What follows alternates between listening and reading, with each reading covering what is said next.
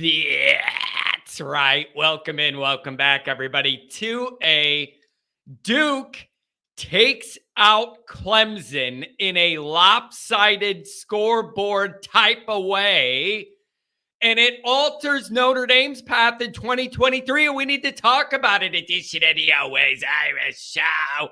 As always, you can find our program on YouTube. Do it. Subscribe if you haven't yet. Appreciate it very much. Give the video a thumbs up. That helps old Johnny out as well. Notifications on that way you alerted every time a new episode drops. You don't want to miss it. Twitter. Search bar Always Irish Rat. Always Irish Inc. Emails alwaysirishnd at gmail.com. Audio only anywhere you want it. You can get it. The call-in lines. 312 988-15. You tell Johnny all you've heard and seen. Instagram, Facebook, Always Irish Inc. USA Today Fighting Irish Wire. Read all about it, people. Get your information there. All right. I gotta say, what a wild end to this extended weekend of college football. It seems like it was a week and a half ago Notre Dame played a game and won. And it was just a weird thing with the extended weekend with the holiday and Notre Dame playing, but then games, it just seems like we played a week ago, not a couple days. But I'm just saying, life comes at you fast, bro. Look at how much of the landscape has changed in just Sunday and Monday. Between what Brian Kelly pulled off and then what Dabo pulled off. A lot of big picture stuff changed this weekend. All summer we talked about the marquee three. The dynamics have changed, and it changes Notre Dame's path to the year somewhat. I might have a little slightly different take on this than a lot of people doing what I'm doing might. So let's talk about it a little bit. You had the BK meltdown on Sunday. And then you had Dabo's meltdown yesterday. Total melt. I mean, these guys are experienced. They are highly thought of. Like, these are two guys that everybody says are, when they list the top coaches, whether I agree with Kelly being on it or not, he's on every one of them. And Dabo, too. Right up there as far as, top coaches in college football, proven guys or whatever. Any list is going to have both those guys in the top 10, if not near the top 5. Neither one of them seemed to have any pulse on their team and how they were going to enter week 1. It's a little bit scary and alarming, but both of those longtime guys that are always on those lists of best coaches in the game had no pulse and no feel of how their team was going to enter week 1 at all. And that should be alarming to the fans of those two groups. Absolutely brutal losses by both of these guys. Just mistake on mistake on mistake on mistake. Here's what I was thinking while this was happening. Number one is, I had in my mind what happened to Kelly, and then I'm watching last night what's going on with Clemson. Here's what I was thinking.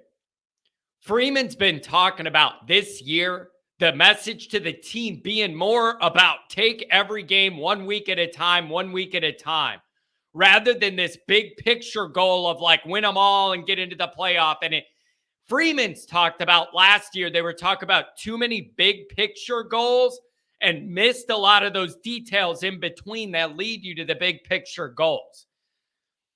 He has talked about it being a week-to-week focus this year and hoping that helps the guys, stay on this week's journey. Notre Dame has to look at it that way because this schedule is loaded with landmines everywhere, even more than we thought entering the year and in a different way. And so that's where my mind was. Like, you have no choice but to take week by week because life's getting real for Notre Dame fans here.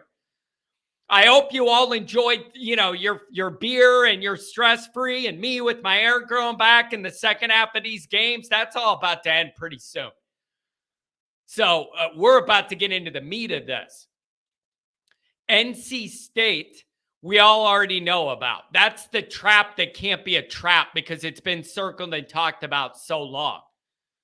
Then you have Central. I like to call it the Always Irish tailgate game rather than Central. Then you have Ohio State at home. Fast turnaround at Duke, at Louisville for a blackout night game, I'm sure, back home against USC.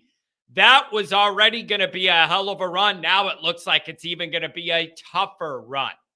Now, obviously, you got to get NC State first. Okay, obviously, you got to get NC State first.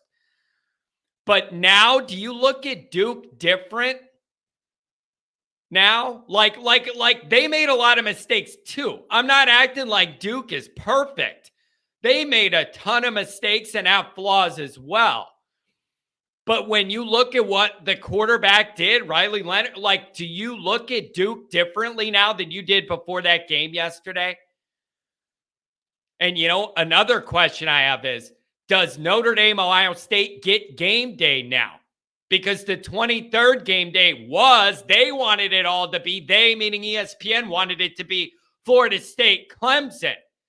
That's the same day. But now that that's not an undefeated matchup and Florida State would have beat Clemson by 50 if they played yesterday, I'm wondering if Notre Dame gets game day now that that matchup isn't going to have the glory. Now, you got to beat NC State first. I keep saying that. I'm not forgetting that. But man, that Ohio State Duke turnaround alone is really dangerous for Notre Dame. No matter how Ohio State goes, it's just dangerous.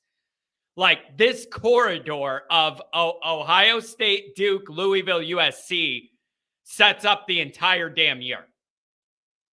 It sets up the entire year. That month is the meat here that's going to make everything possible or take it off the table. I mean, you got to credit Mike Elko. Those guys played hard and they made enough plays even through their mistakes. I'm just telling you, I mean, they're not USC offensive talent. They're not Georgia 5-star all over. That is going to be a tough road game for Notre Dame coming off Ohio State. Notre Dame's either going to be flying high, riding on empty, or riding low, riding on empty. Like, it's just, it was dangerous. Now it's more dangerous. That's how I'm looking at it. It was dangerous. Now it's more dangerous. Okay? It's just, after Ohio State, you're going to be riding on empty, whether it's you're drained of good emotions or miserable ones. Everybody's going to be drained. The staff, the players, the fans. So, yeah, here's how I'm going to look at this. Yes, Clemson looked like a mess. All right, Dabo is outdated, needs to update the way he's building the program and doing his coaching and recruiting and not dipping in the portal and what he's doing things in old style that's kind of passed the game by. So, yeah, Clemson looked like a mess, but I still know they have talent. And they are not just going to lay down against Notre Dame in 3 months from now because of this game. This is where I may look at this a little different than other Notre Dame fans. Yes, they looked like a mess yesterday. I still know they have enough talent to beat Notre Dame. They're going to be at home against Notre Dame. That game's in 3 months, and there's no way they're going to be this bad because it's physically impossible for them to be this bad again. So the way I look at this, and this may differ for other people, I look at last night's result as adding another really, really good team to this already tough schedule. Even if you don't think Duke is awesome after what you saw, momentum and confidence at home are real, and as for now, they have it. I don't know what's going to happen with the rest of their games between then and us. But for now, they have that confidence, and they knocked off Clemson. They're flying high, and their quarterback, made big plays and whatever. So you're going to have that factor there. And again, I'm telling you, coming off Ohio State, Notre Dame people are going to be on empty. I say Notre Dame people, I mean everybody involved. Win or lose against Ohio State, getting up for that Duke test. It was tricky before last night. It's trickier than ever now. So it's just this is a huge 2-week stretch there in the 4-week huge stretch, and it just got bigger. It just got bigger. The profile of that game just got bigger, especially if both are undefeated. But I think it would be a mistake of Notre Dame people to say, oh, look at what Clemson did in their first game. That's the version of Clemson we're going to get in November, and to write them off. I don't think you could just write them off and write like Duke in now. I still think you have to worry about Clemson. There's no way they're going to be this bad in November. You can't be this bad. They're going to get better. And it's at their place. That's going to be a tough game. So, yeah, everybody enjoyed, one night of clowning Kelly and one night of clowning Dabo, two guys that a lot of people don't like around the sport. I think there's a lot more practical reasons to not like Kelly than Dabo, but there's a lot of people that don't like the way he comes off. All right?